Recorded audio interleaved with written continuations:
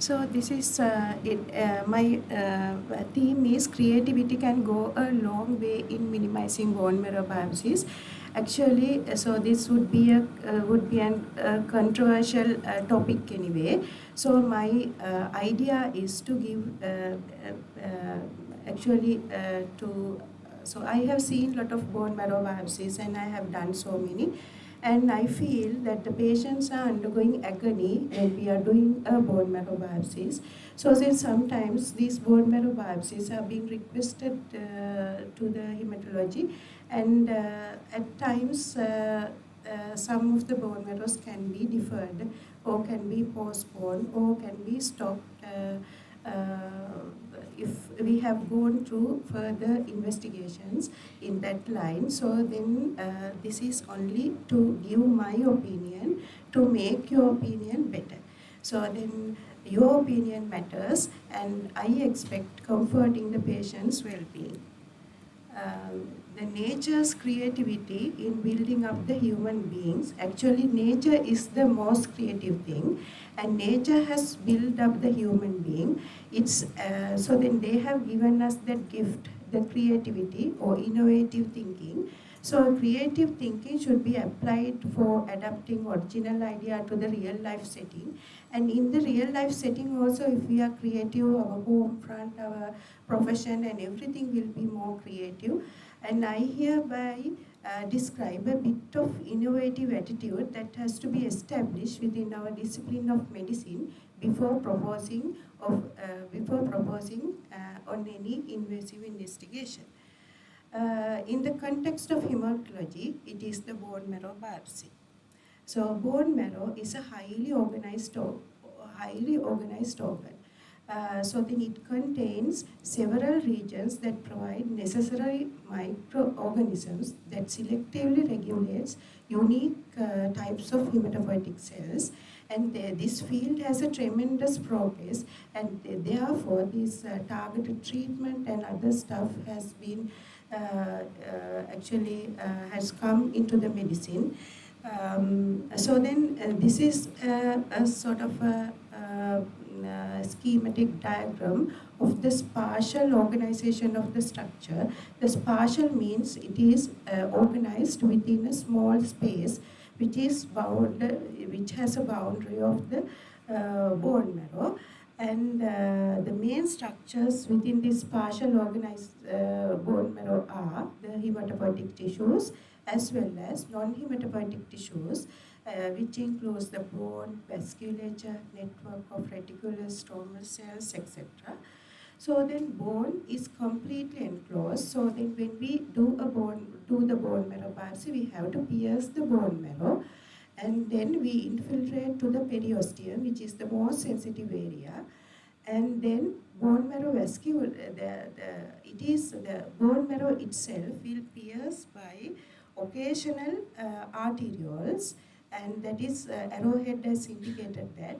And once it has pierced that, it will make a intense network of fenestrated sinusoids that occupy the most of the bone marrow space, and the vasculature is tightly associated with a network of reticular cells that spreads through the bone marrow, and that is the arrowhead showed the sinusoids, and the blue arrowhead shows the reticular network.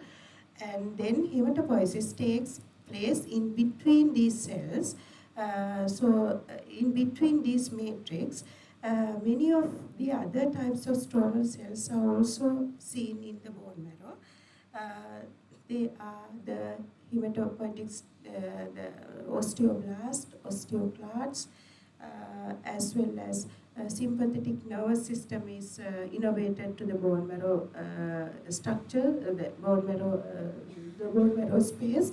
That is why the bone marrow is going to become a painful procedure, which we can't minimize by giving local anesthesia. So then I have shown you a trephine biopsy slide, which is on my left hand side, and right hand side you can see the bone marrow aspirate. So then all these the cells will be placed in a distinct microenvironment that I have described earlier, and this microenvironment will nature this microenvironment will nourish these the developing hematopoietic cells. So in normal bone marrow aspirate, you can see various types of cells, just like we live in Sri Lanka. So all sorts of nations, all sorts of ages, all sorts of it is a that means there is a very much of diversity. And in the trephine biopsy, all these cells will be placed in a sort of a very organized architecture. So then I can't point out the things which is in there. So then the red cells will be organized as the dark blue things. They are staying like colonies, and the macrophages will be nourished these red cells, and the fenestrated capillaries, you can see that the whitish part, and beside the wall you can see a large cell which is the megakaryocyte. In that way this will be organized, and if we see any disorganized manner that will be dysplasia, or sometimes it will be infiltrated with certain lymphomas, leukemias, non-hematological cancers and kind of things. Reticulin fibrosis, if it is increased, then we say it is myelofibrosis, and in that way this will have changes according to the diseases, and that is why the bone marrow biopsies we are making to conclude the diagnosis. So then now you can see the blood counts and blood picture, retic count. That might the inside the bone marrow behavior will reflect on blood counts, blood picture, and retic count. So then in the left hand side you can see very pancytopenic blood picture, and in the bone marrow you can see hypocellularity. On my right side you can see a lot of blood cells, and that is a lot of blood cells, and it is filled up with blood cells just like a bone marrow, which I have shown before. And comparatively the bone marrow trephine also has a very high cellularity, and you can compare these two, and then the blood counts and blood picture has reflected the bone marrow activity outside. It is not the same way, it won't reflect like that. So then this is a pancytopenia patient, and you have seen this end where the cellularity is very low, but there are some cellular parts which is occupied by plasma cells. Here also you can see a lot of plasma cells, but this patient is somebody who has had acute aplastic anemia, and cellular spaces have had they were filled with plasma cells. But here it is a plasma cell neoplasm that also has contained plasma cells. Therefore, always the peripheral blood picture will not reflect the real problem in the bone marrow. That is why we need the other supportive investigations before we go into the bone marrow biopsy. So then diagnosis of hematopathology need a combination of factors considered at times, fulfilling WHO-defined criteria, including myeloproliferative, myelodysplastic, myeloma, and leukemia, and etc. And therefore, we have to design further investigations in a stepwise manner before we go to the bone marrow evaluating. First you have to start with the clinical criteria, then relevant biochemistry, routine and special hematological parameters, imaging, molecular genetic assays, at times microbiological and serological assays before the bone marrow biopsy. So then bone marrow request in Sri Lanka, Usually the requests are being made outside the hematology team. So then they do request a bone marrow, asking for a bone marrow biopsy when they have a suspected hematological disease, example high ESR packet, to exclude a hematological disease as a part of the main differential diagnosis, myeloma and CIDP, obvious hematological issue like with blast and monoclonal band and kind of things, and suspected non-hematological issue that is would have that would have a connection, that would have been having a connection with the bone marrow involvement, like bone marrow infiltration with non-hematological malignancy, and staging and follow-up marrows requested by the oncologist to clarify a change in the hematological pattern of the disease treated outside the hematological team, like to rule out a relapse and newly developed pancytopenia and kind of things. So then this is the classical pattern of making the primary request. So then usually parent team make a request, and local hematologist will do the bone marrow biopsy, will send the referral, and parent team sometimes will resend the patient to the hematologist for the management. Sometimes they refer to a third team, and then third team sometimes might not be satisfied with the bone marrow report sent. So then they will request another request to another hospital hematologist, and then they sometimes they may need some further cytogenetics or something like that. And so then local hematologists sometimes they do not have enough facilities in the hospital, so they might refer to a tertiary hospital. And at this point, usually the slides and everything will be sent here, but third bone marrow sometimes might happen if the required cytogenetic samples and other stuff has not been taken by these local hematologists, because they might get the less sort of information by the time they do the bone marrow biopsy, and this is the usual pattern. So then one purpose, this patient will have, sometimes they might undergo several bone marrow biopsies.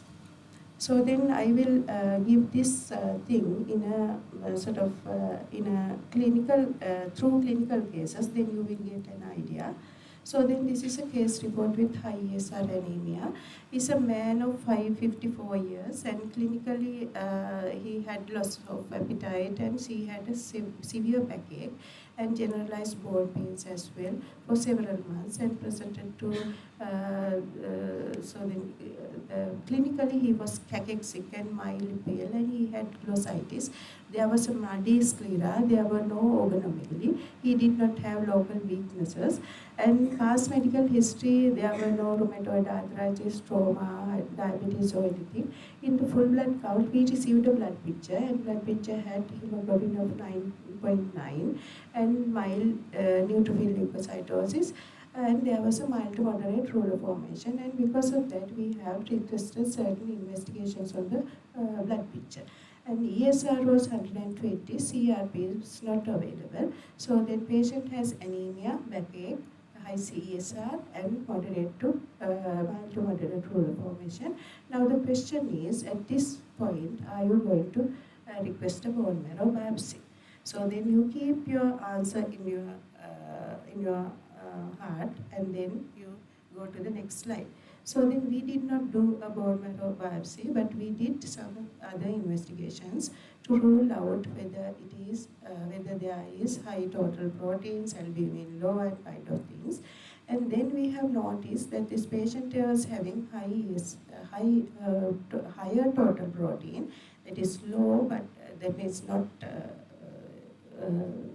actually upper limit of normal total protein, with lower albumin and with reversed albumin globulin ratio. But the patient did not have proteinuria causing albumin low, and no Billings-Jones protein, no CT scan of the lower lumbar sacral spine was available, and that had shown early degenerative changes, but There were no features of osteolytic or osteoclerotic lesions, but pancreatic calcifications were seen, suspecting chronic pancreatitis. So CRP, so liver functions actually have seen raised gamma globulin, raised gamma GT, so then that is mild raise, and alkaline phosphatase was moderately raised to 230. Bilirubins was total 1 is slightly upper limit of normal. FBS was 11. And what are your differential diagnoses? And at this point, now you have got reverse albumin globulin ratio. So then with high ESR, backache and anemia, are you going to request a bone marrow, or what are your differential diagnoses? So then you keep your answer in yourself. Then we are going to the next slide. So then we have not thought of doing a bone marrow biopsy until this time. So then we thought the anemia would be ACT, and there are some features of chronic pancreatitis, and we have a query whether this patient is having liver parenchymal disease, whether gamma GT alkaline phosphatase and the bilirubin are slightly raised. And he was not a primarily diabetic person, but secondarily he would can get secondary diabetes because of chronic pancreatitis. There is a reverse albumin globulin ratio. Still, we can't conclude that this patient is having paraprotein or something else.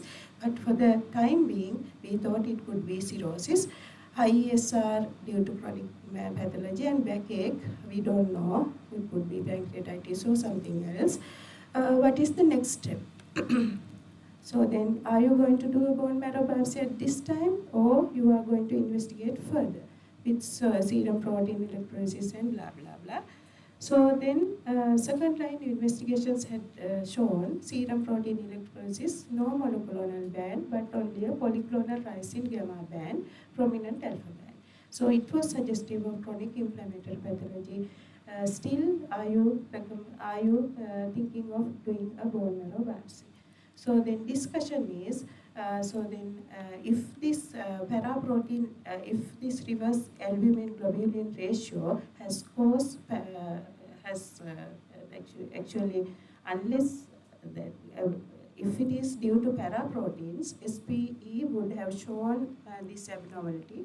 So we would have done serum protein immunofixation, which is much more sensitive test, but patients couldn't afford that.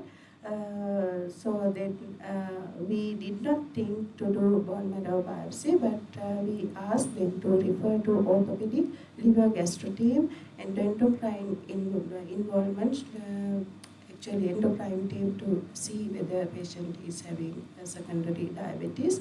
And iron profile at this point would be actually will do something, because or iron overload and kind of things also can cause diabetes and liver issues, so on and so forth. And when anemia is present, we have to do iron investigation as well as retic as well.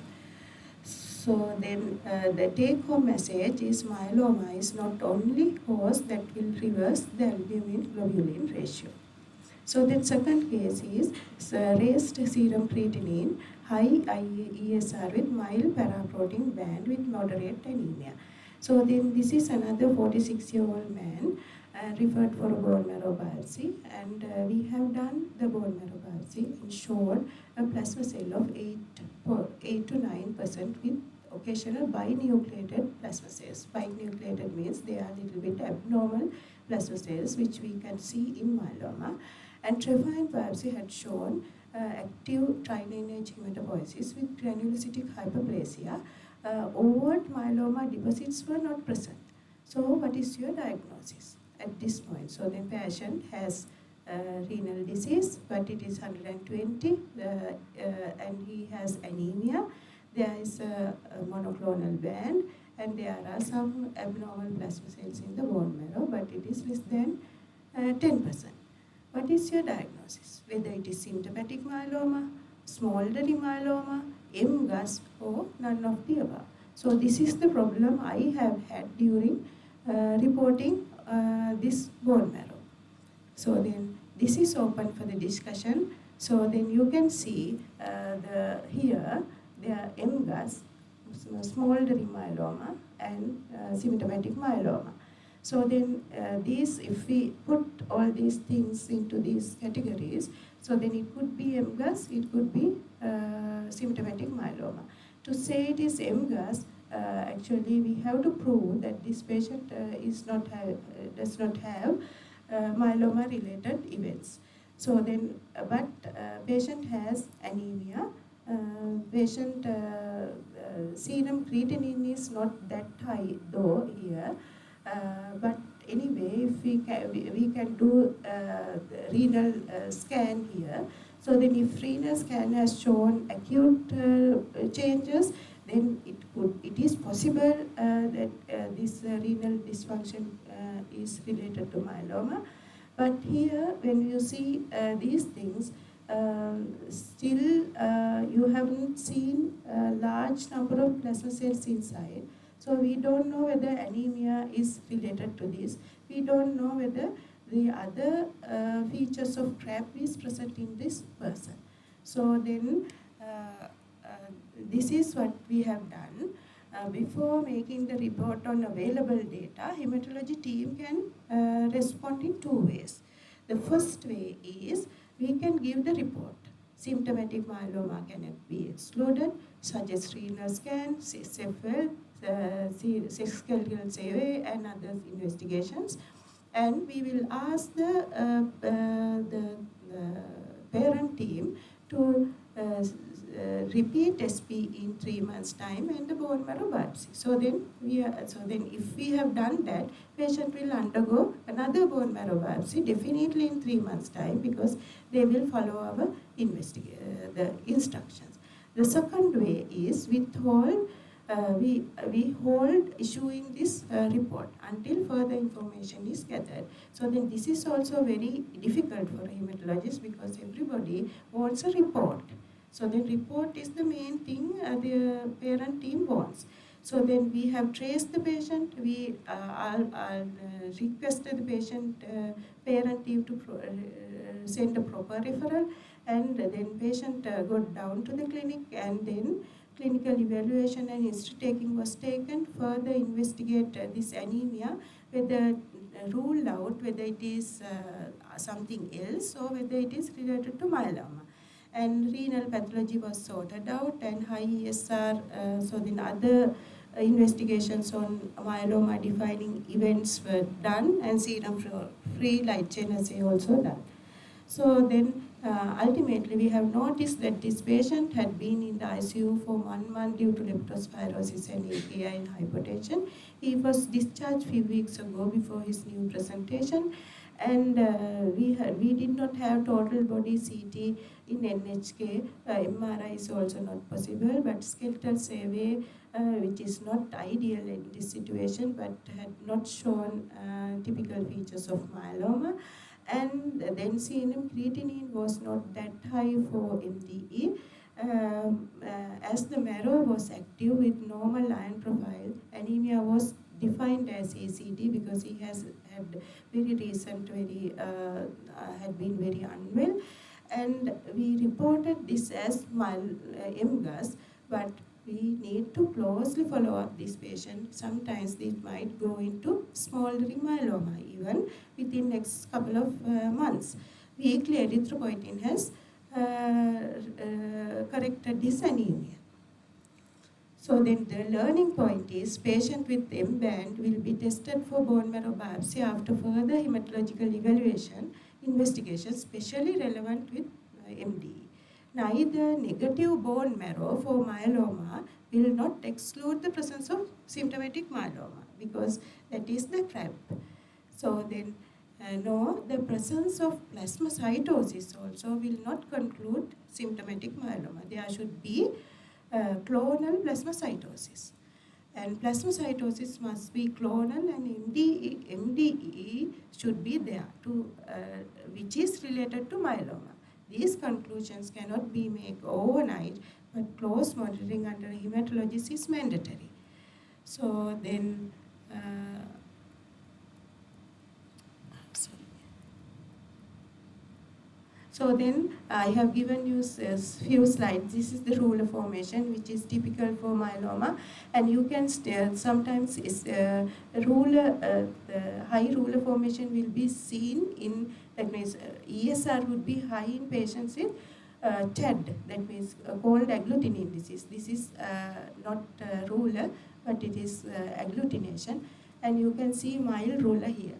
So then occasionally you can see some plasma cells as well. So then third one, high white cell count with blast. So then patient presented with 100,000 with pancytopenia, and blood picture showed features of acute myeloid leukemia M5B with extramedullary manifestations. That is why the patient has had lymph nodes, because monocytic leukemias are very prone to get secondary deposits. So then, what is the plan of management and investigations relevant to the diagnosis of this acute malignant hematological disorder? So then, patient now still has not done a bone marrow biopsy. So are you going to request a bone marrow biopsy for flow cytometry, or just a bone marrow biopsy, or just a flow cytometry with relevant investigations, or HLA typing, or peripheral blood flow cytometry and cytogenetics?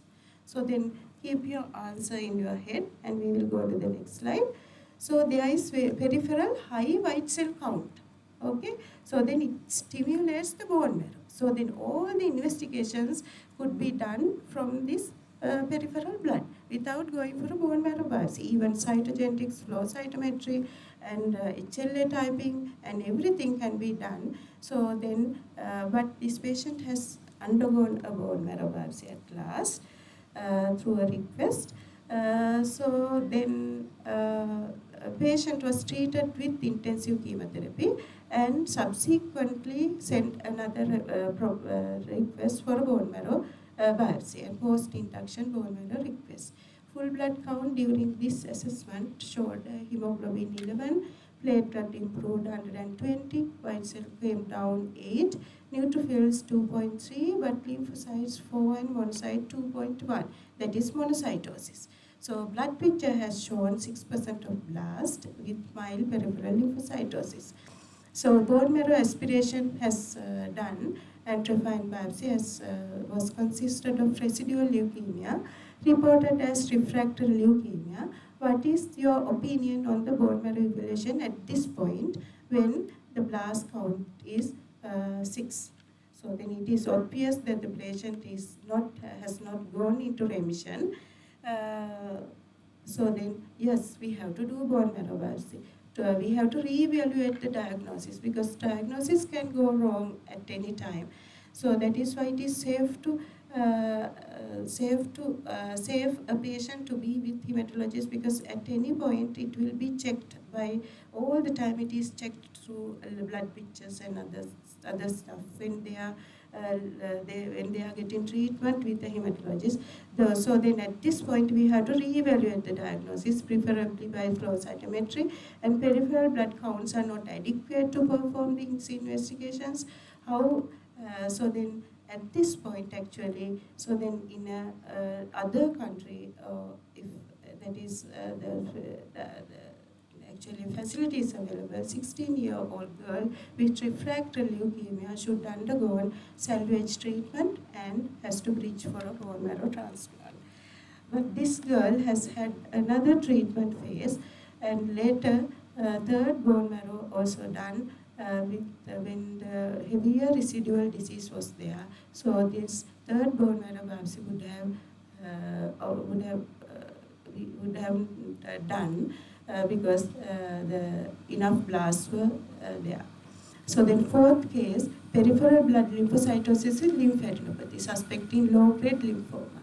The diagnosis, actually, the peripheral lymphocytosis is a little bit of, actually, it has to be, the bone marrow biopsy has to be done, but before that we have to gather a lot of information. So then, what is the pattern of lymph node enlargement, what is the blood picture appearance, and what is the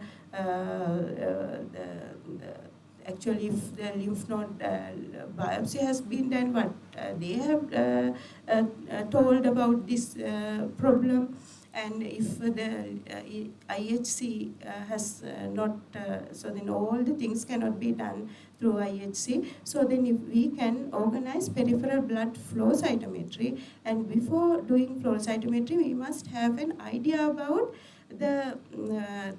we must have some differential diagnosis about this diagnosis. So then as soon as you see this thing, we must not jump into bone marrow biopsy, but we have to gather information. So then you can see types of lymphoma. So then here you can see a paratrabecular lymph node collection, and this is the normal thing. You can see this, the hairy cell leukemia, and its pattern of infiltration is different to this. And you can see this is a marginal zone lymphoma, and it has polar villi, they say, and the pattern of bone marrow infiltration is different. And here you can see some cleaved cells, that is, this could be this the follicular lymphoma, and there are some plasma cells and lymphocytes mixed with each other. That could be Waldenstrom macroglobulinemia. Here you can see marked ruler formation. That is one of the differential diagnosis for myeloma. And this kind of pattern, so then types of lymphoma has to be first, we have to make differential diagnosis. Unless that is being made, you won't see this in the subsequent investigations. So then CLL actually, so then that is how we have to investigate peripheral blood lymphocytosis. Bone marrow has to be done for further investigation to come to an accurate diagnosis. But when peripheral lymphocytosis is there, definitely it is stage 4 marrow, because those lymphocytes are coming from, it is that is for the stage 4 means it has gone into blood. So then if it is in the blood, then it is stage 4. But bone marrow will be important to classify the diagnosis, and in conjunction with the lymph node biopsy and flow cytometry, we can get a proper diagnosis to give the accurate treatment to the specific diagnosis of the disease, not to that BNHL and NHL kind of things. So then the CLL actually it is different. So then it is sort of a low grade something. But once CLL can be suspected to the blood picture appearance. And if the blood picture is there, and if the patient is not symptomatic, we are not treating these patients. We are monitoring. So then at this point, if it is only to make the diagnosis, flow cytometry is adequate. We don't have to rush for a bone marrow biopsy. So then when you are planning the treatment, you can do a bone marrow biopsy, and especially if the patient, in the case of transformation, CLL always can be transformed into PLL, that means prolymphocytic leukemia. So then here you can see this, the appearance of prolymphocytic leukemia. So here CLL, so then that has gone into the cells became larger and prominent nucleoli can be seen. So then in case of transformation, actually you have to do lymph node biopsy, progress the bone marrow as well, and with flow cytometry. Seventh diagnosis, for seventh one is diagnose NHL from a lymph node biopsy, but normal full blood count. This could be either follicular lymphoma type low-grade lymphoma. It could be high-grade lymphoma as well. So then we must do a bone marrow biopsy to stage the disease. And same time, in diffuse large B-cell lymphoma, there are some trials and there are some actually papers asking, actually PET scan, they say the PET scans also show superior performance than the bone marrow biopsy for detection of marrow involvement of diffuse large B-cell lymphoma. In Sri Lanka, actually, the PET scans are not abundantly available, and we are doing bone marrow biopsy for staging. So ninth case, so then creatively we have to analyze all the investigation should be analyzed before a bone marrow biopsy for a cytopenia. So then one example is 58-year-old lady, and in the ICU we have had a request to do a bone marrow biopsy because the white cell count was very low. So then it was 0.4 and platelets were 20. But at last we have found the bone marrow. The patient has had almost normal counts before few days ago. Few days ago. That means this the counts which she has had in the ICU would be something transient. It could be sepsis because she has had very high CRP. So then anyway, giving filgrastim has gone this white cell count, jumped the white cell count to a normal level. So then it is only a reactive marrow. So then we have made the bone marrow biopsy, but aspiration had shown no blast or something. So then this kind of things, actually we can avoid bone marrow biopsies unless suspicious clinical features or biochemical features are there. We can manage supportively with the blood platelet transfusion if DIC is there to manage that, and filgrastim kind of things. But further evaluation has to be done by the hematology upon this patient's discharge. 10th one is refractory anemia with other cytopenias. It could be bicytopenia, pancytopenia, and the differential diagnosis would be aplastic anemia, MDS, autoimmune, and splenomegaly, MPN, transient, and kind of thing. Most important non-invasive investigation at this clinical scenario is the retic count, together with blood film as a head start. So then after that, we can gradually we can elaborate our biochemical kind of things, biochemical imagings and kind of things. And with the patient clinical history and patient evaluation is very, very important. And then bone marrow biopsy actually in these patients also can be deferred until the patient has clinical significant cytopenias and which we are about to treat this patient. So then that depends actually. So then it is not always true, but when the bone marrow is planning, special tests upon aspiration has to be planned to avoid further biopsies. And isolated cytopenia like refractory anemia, ITP, chronic isolated neutropenia. So then at times bone marrow biopsy can be delayed until symptomatic cytopenia, especially neutropenia. When somebody has presented with neutropenia, we have to exclude the cyclical neutropenia by taking serial neutrophil counts over 1 month and kind of things.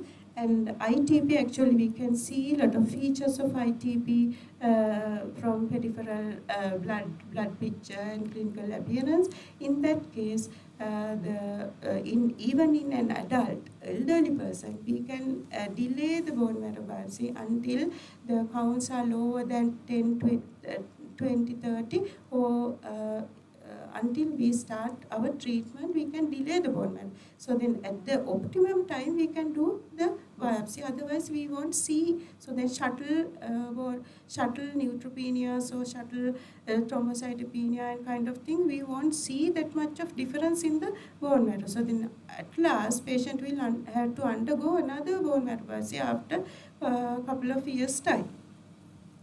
So then this is a bone marrow biopsy. You are taking a biopsy from the iliac crest. So then we pierce the skin and subcutaneous tissue, the periosteum, and go into the lamella bone. And we are using 2 types of needles. They are just like the long and the longer one is the trephine biopsy needle. Patient experiences pain during taking aspiration. It is a sharp pain as if it's described. And biopsy, actually, it is sympathetic nervous system has innervated the bone marrow itself. So then it is the pain, they will they will have a referred kind of pain. And this is how a man is crying out of pain. So we can do better by minimizing unnecessary bone marrow biopsies. Let the hematologist to decide the necessity of the bone marrow. Refer the cases to the bone marrow for the management so that the bone marrow will be take place on due course. Value of pharmacological and non-pharmacological approach. One thing is, when we are doing the bone marrow, just like if you come to visit the bone marrow room actually in the downstairs in the medical team, so then the patients are waiting outside just like they are going to take to the slaughterhouse, and one by one they are taking inside, and there is a team actually. So then the patient will be surrounded by this team, and they will be put the patient onto the bed, and there several things will be asked. So then asked to bend their neck, when they are, so then so many things. Patient is tortured. So then at last we are doing that biopsy. So then when the patient screams, everybody says, don't කෑ ගහන්න එපා, කෑ ගහන්න එපා, ඔක ඉච්චර රිදෙන්නේ නැහැ, ඔච්චර රිදෙනවද, that kind of explanation. So we should not do like that. We have to actually we are not the person who is on the bed. So then we have to listen to the patient request. If it is painful, give more lignocaine. So when we are taking more lignocaine, then they say the lignocaine is out of stock. So then that is not so then if it is out of stock, that has to be taken. Actually, patient has to be taken from outside or whatever it is. We can't do bone marrow biopsies. So then valuable so then we can put a music. The environment should be very calm. Patient should be actually talk nicely to them. Mutual understanding should be there, the doctor and the patient, and we have to educate what we are going to do and why we are going to do, why we can't avoid this test to be done, and so then which part of the, so then what complications they would be had, and throughout the procedure we have to talk to the patient and to distract them from the pain. And we can ask how they had come and who are the family members, their way of the occupation and kind of things. And we have to tell that this point would be painful, so you take your breath hold or keep the mind actually think about something else when we are doing this. So then the other pharmacological things are tramadol. We can reduce the pain. Anxiety during the procedure also can be reduced by giving tramadol a few minutes ago. Buffered lignocaine and so much children actually we do it under local general anesthesia, but it is not possible to do it on all patients because of the workload in the anesthetic group. And methodical, the training the doctors for bone marrow biopsies also should have a sort of plan. Distracting, and the other thing is we can ask them to distract their mind from pain by mindful breathing. In meditation it is called anapanasati. So then I am asking the person to get deep breath and I am asking them to obey my commands, not without thinking of the bone marrow biopsy. So then empathetic and sympathetic way we have to handle the patient. We have to respect the patient experience during procedure and respond to their requests. So the hematologists in Sri Lanka, not only they investigate and diagnose, they can treat full spectrum hematological disorders. Therefore, the patients who are coming to them will have the diagnosis, treatment, follow-up, monitoring and managing complications, and it is similar to the hematologists everywhere. So then don't be afraid to refer to hematologists for the management. Take a note. The main aim of this lecture is to minimize the invasive investigation by promoting painless, less expensive and creative workup for the diagnosis of hematological issues. Ultimately, it is an unnecessary bone marrow biopsy request may unethically traumatize the patient as well as the hematologist. Patient will ultimately get a report, but the problem will remain unresolved. And bone marrow needle may cost about 50 to 20,000 per person, so that it is going to become an unnecessary cost to the government. My aim here is only to create an individual opinion on this issue, but at the end of the day, it is a plea on the best practice in medicine. Wish you a happy and thoughtful day. Thank you very much.